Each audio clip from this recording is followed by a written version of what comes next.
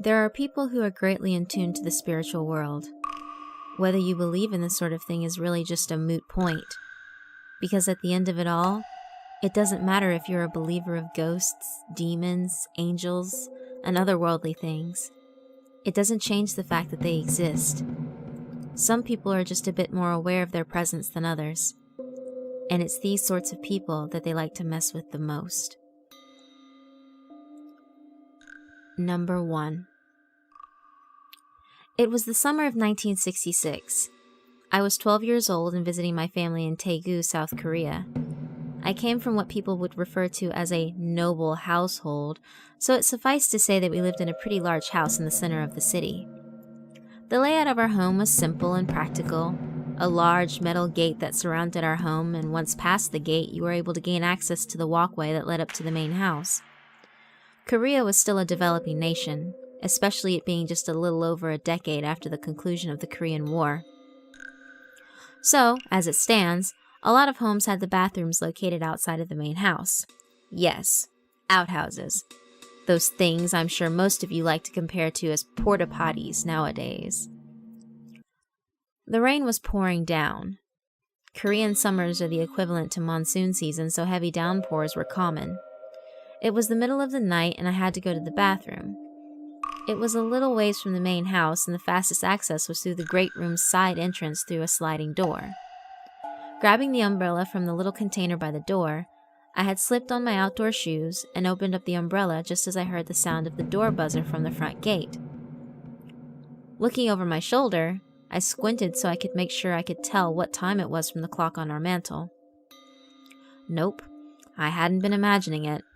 It was just after 2 in the morning. Who in the world would be ringing the buzzer at this time of night? I stepped off the back porch onto the stone walkway, the rain thundering over my head against the umbrella. "Hello?" I called. There was no answer. My grandmother was a superstitious sort of woman. She always told me that when a stranger came to your door, especially in the middle of the night, you were always supposed to call out to it 3 times before going to answer the door. If you didn't call out 3 times and tried to answer beforehand, you would be snatched up by a tokibi, or what is commonly referred to as a goblin. The buzzer rang again, and I took another step forward. "Who is it?" Again, no response. The rain started to ease up some, but the buzzer didn't ring for a 3rd time. I wasn't relieved. Instead, my hand gripped the handle of my umbrella even tighter, and I took one more cautious step forward. "Who's there? Is anyone out there?" An uneasy feeling welled up inside of my chest. I chalked it up to it being late, raining, and needing to pee. After a few more seconds of silence, I turned to head off toward the direction of the outhouse when something appeared in the corner of my eye. I craned my neck slowly, turning to look back to the gate only to see a pale hand appearing over the edge of the gate in the rain. Typically, most people would attribute this to just being another Asian person attempting to break into my house, but no human being was whiter than a sheet unless they had makeup. Waterproof makeup didn't exactly exist back then either. The arm belonged to a woman, long and slender and creeping ever so slowly over the edge of the gate. It was attempting to unlock the door. I hadn't even realized that I'd dropped my umbrella and was now completely soaked through from the rain. My voice had been lost in that moment before it returned promptly, and I let out a horrified scream before turning and attempting to make my way back into the house. I slipped on the wet gravel, my shoes flying off my feet completely as I fell to the ground. Still screaming, I managed to get myself off the ground and tore off to the house, only to slam my leg onto the edge of the porch. Later, I would learn that I had hit my leg so hard that I had busted the skin and my bone was showing, but no blood was coming out. It was so numb. By the time my family came out to see what in the world was going on, I was a soaking wet and shaking mess on the floor. My aunt came to see if I was all right, taking note of the terror on my face. I wasn't even aware of what was happening, and it took about 4 cups of hot tea and a Chinese herbal pill to finally calm me down. Once I'd gotten myself put back together, I told my uncle what had happened. "There was no one there," he said. I blinked at him in disbelief. That couldn't have been true. There was no way I had been hallucinating. "I know what I saw, Uncle. Someone was trying to get into this house." "You don't remember, but in the middle of all your screaming, you were pointing to the door, so I went to see who might have been there. But when I opened the gate, there was no one." "That was impossible." "I'm not crazy, Uncle, I swear." "I'm not saying you are, but you're lucky. If that was a ghost, you would have been in some serious trouble." I agreed. I'm glad I hadn't opened the gate.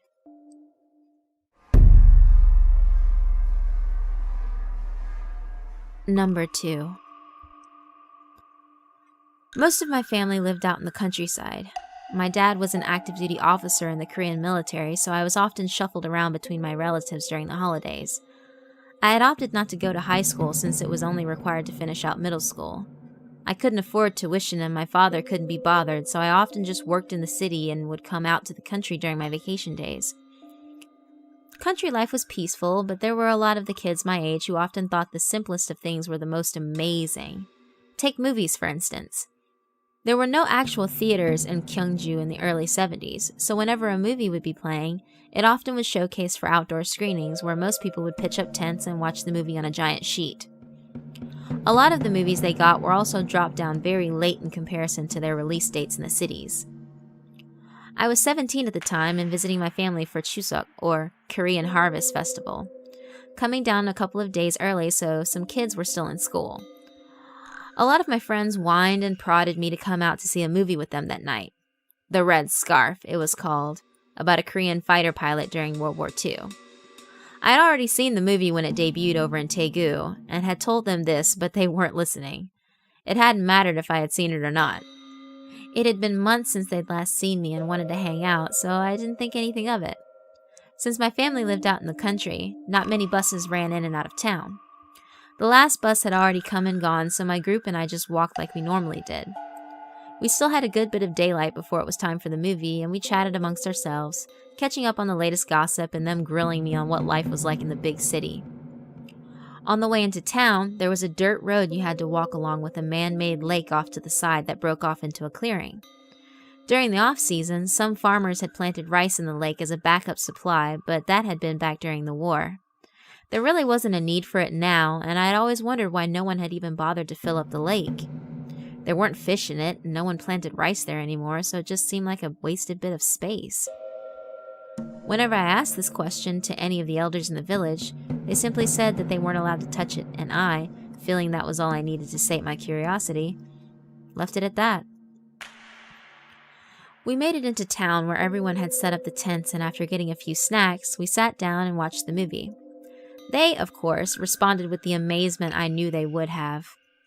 After chatting a bit more, we gathered up all of our stuff and started back on the dirt road back to the countryside where our houses were. Since most of the people I hung out with were guys, it didn't come as a surprise that they were the stereotypical country boys who like to get into scuffles like any young kids do. As we were walking back, said group of scrappy boys decided they wanted to pick a fight with my friends. I wasn't about to get tangled up in all of that, so when they left me on my own, I didn't think much of it. The only thing I was pissed off about was how they'd taken the only flashlight. After being abandoned, I made my way back onto the main dirt road heading back toward the country. There weren't streetlights back then, so I had to just trust my eyes and hope that they adjusted as best they could under the light of the half moon in the sky. The air was still, the cicadas crying their shrill songs along with the soft crunch of my boots on the dirt path. Though it was difficult to see, I knew that I would be approaching the man-made lake soon. Stuffing my hands into my pockets, I walked on without much thought to where I was really walking, my mind wandering to other things, my family, my friends, and what I was planning to eat when I got back to the house. A soft gust of wind brushed up against me, and I suddenly heard the soft cries of a young girl. Turning my head, I tried to peer into the darkness, but I couldn't see anything past 3 feet ahead of me. The crying seemed a little ways off, and I paused in my steps, turning towards the direction of the sound. "Hey, who's there? What's the matter?" The crying continued, coming closer, and I could hear the soft scuffling of feet on the ground getting just a little bit closer. "Are you lost? Don't cry, just follow behind me." The little girl's voice sobbed a little, hiccuped, and then continued crying softly, but now it seemed as though she were only a few feet from me. Motioning with my arm, I turned and started walking again. "Just follow the sound of my feet and voice, okay? I know it's dark, but just trust me." I continued walking, the young girl continuously crying behind me, but she kept her pace with me, so I was grateful that I didn't have to slow down further to help her. As we got closer to the lake, though, her crying suddenly grew louder and it started to get annoying. There was only so much patience my 17-year-old self could give. I told her several times to stop crying and she just wouldn't do it. When it got to the point that she was basically all but wailing in my ear, I stopped and turned around even though I still couldn't really see anything clearly in front of me. "If you don't shut the hell up, I'm going to kick your ass into that lake. Stop crying!" And just like that, the crying stopped. Everything was silent except for the sound of the cicadas and the soft wind blowing through the trees. I took a moment and looked around, wondering if I had scared the girl into silence. "Hey, are you there?" But there was no answer. Nothing. After calling for her several more times, I figured she had gotten upset at my yelling and decided to go off on her own. Not thinking much of it, I turned and started off back to the path and went back to my uncle's house. When I got there, they asked why it had taken me so long to get back home, and I told them about the girl I was trying to walk home who left after I yelled at her to quit crying. My uncle's face drained of color, and when I asked him what was wrong, I could visibly see him swallowing the lump in his throat. A lot of people have drowned in that lake walking alone at night. They say the ghost of a young girl who committed suicide there will drag them into the lake with her before they get a chance to get past it. I never walk that path alone at night, ever again.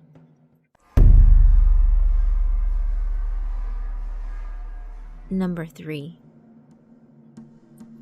I have often been told that I was very in tune to the spiritual world, even as a child. I'm not sure if I really believe it, at least not the bit about me being able to see spirits and the like since I was younger, but I can't deny that I have always been able to feel the presence of unknown things around me. I had often brushed them off as being paranoid, but a lot of the elders insisted that I had power and needed to be more respectful to the spirits that belonged to the underworld. Years passed and I moved through various cities and intermingling with different people. I think I had changed addresses more in the last 5 years than anyone did in their entire life. Some locations were quiet and I was able to live my life in peace. Others were merely annoyances. I handled it like I always had, ignoring those weird feelings I often got and went about my normal routine in life. Wake up, coffee, work, drinks with my coworkers, home, dinner, and sleep. Rinse and repeat. I was 28 years old, living in Daegu and in the process of changing jobs again. Getting a job closer to the heart of the city, I couldn't be bothered to commute from the outskirts back into town every single day, so I opted to get a place inside the city within walking distance of my job. I was young and trekking several blocks every day wasn't going to kill me. There were very few places available in the city, even fewer that were reasonably priced and in a decent neighborhood. After sifting through the local newspaper, I lucked out and found a place that was on the market and the pricing was reasonable as well. I went to the real estate agency in charge of having put the house up and the agent looked at me in surprise.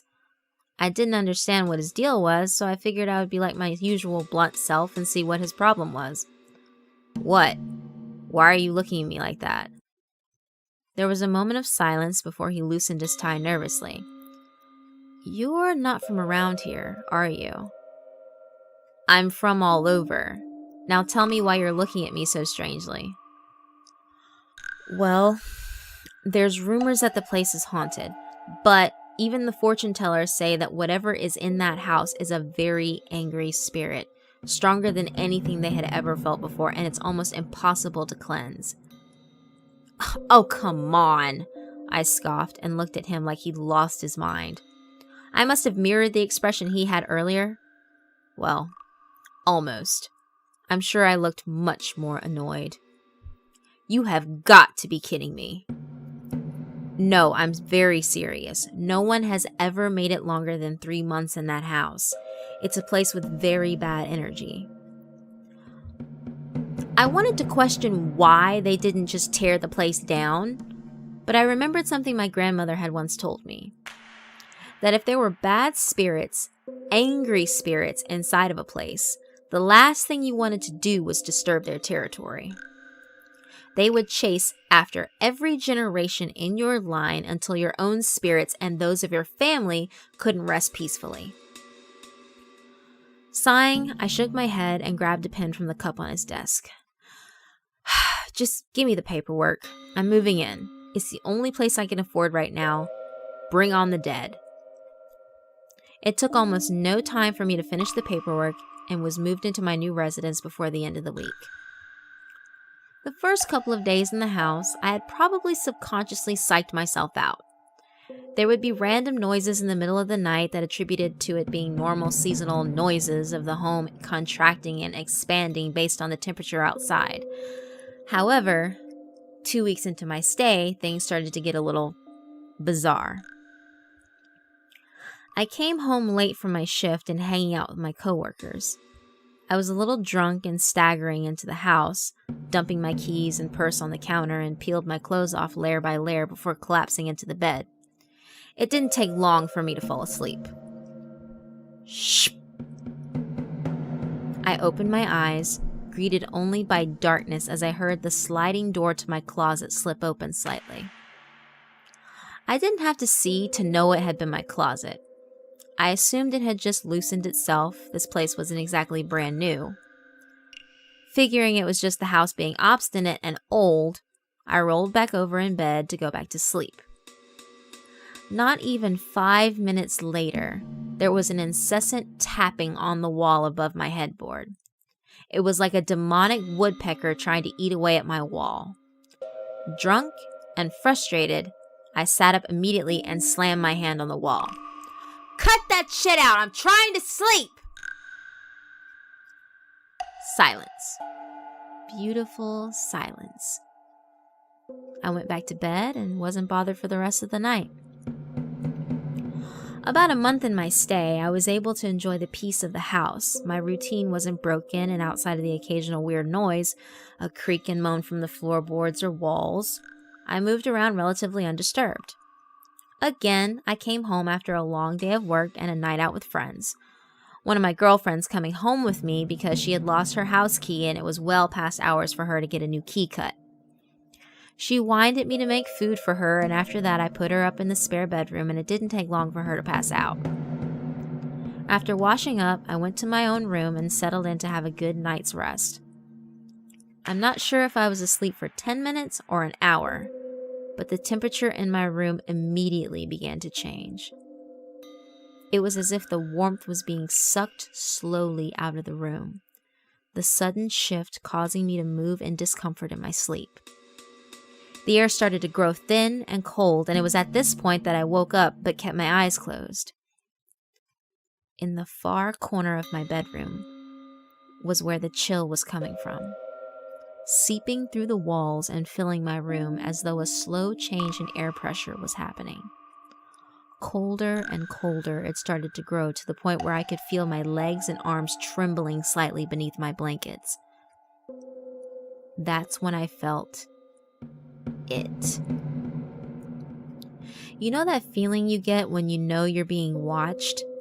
The sort of feeling that someone is hovering over your bedside looking down at you? You don't have to open your eyes and know that someone is there because you can just feel their presence. That was what I felt. Mere inches from my face. Had I opened my eyes, I'm sure I would have been staring back into the piercing cold eyes of some otherworldly creature. I kept my eyes closed. I didn't even breathe. Instead, I balled my hands into tight fists and squeezed, feeling my nails digging into my palms as the pain kept my mind clear and free of the fear that threatened to eat me up inside. There wasn't a sound being made in the room save for my own breathing, but I could still feel a face inching ever so closer to me, the room growing colder by the second. And then, a few seconds later, I heard the sound of tissue being pulled from the tissue box I kept next to me on my bedside table. 1, 2, 3. I sat up, threw the blankets off me, and screamed at the top of my lungs before grabbing the box of tissue and hurling it across my bedroom. Letting out another scream, I scrambled out of my bed and quickly turned on the lights, my chest rising and falling with each labored breath I took. I don't know what the shit you are, but you better get the hell out of here and stay out! You got that, you fucking cocksucker? There was nothing. Only silence. My friend who had been staying with me that night came into the room, my screaming having pulled her out of her drunken slumber. When she asked me what was wrong, I told her that it was nothing and to just go back to bed. After she was convinced that I was, in fact, okay, she left to go back to her room. I went to the bathroom and splashed my face with cold water so I could free myself of the stress and anxiety that had washed over me, then returned to my room so I could finally get some sleep. The cold feeling had left my room. Just as I was getting ready to get back into bed, I caught something on the floor out of the corner of my eye. There, by my bedside table, were 3 squares of tissue discarded on the floor.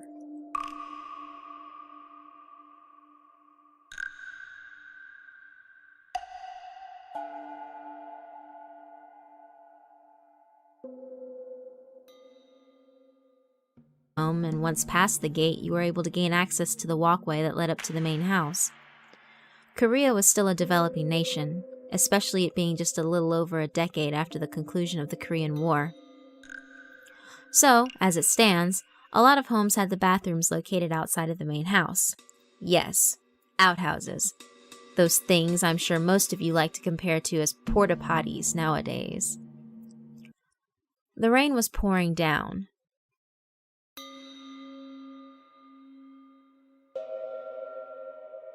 There are people who are greatly in tune to the spiritual world. Whether you believe in this sort of thing is really just a moot point. Because at the end of it all, it doesn't matter if you're a believer of ghosts, demons, angels, and other worldly things. It doesn't change the fact that they exist. Some people are just a bit more aware of their presence than others. And it's the hell what time it was from the clock on our mantle. Nope, I hadn't been imagining it. It was just after 2 a.m. Who in the world would be ringing the buzzer at this time of night? I stepped off the back porch onto the stone walkway, the rain thundering over my head against the umbrella. "Hello?" I called.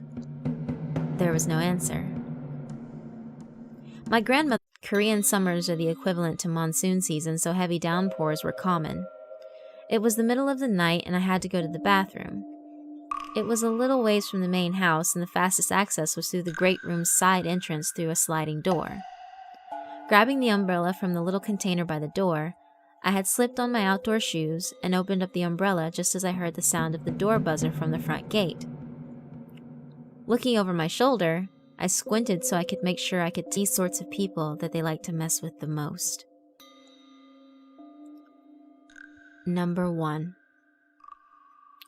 It was the summer of 1966. I was 12 years old and visiting my family in Daegu, South Korea. I came from what people would refer to as a noble household, so it sufficed to say that we lived in a pretty large house in the center of the city. The layout of our home was simple and practical, a large metal gate that surrounded our home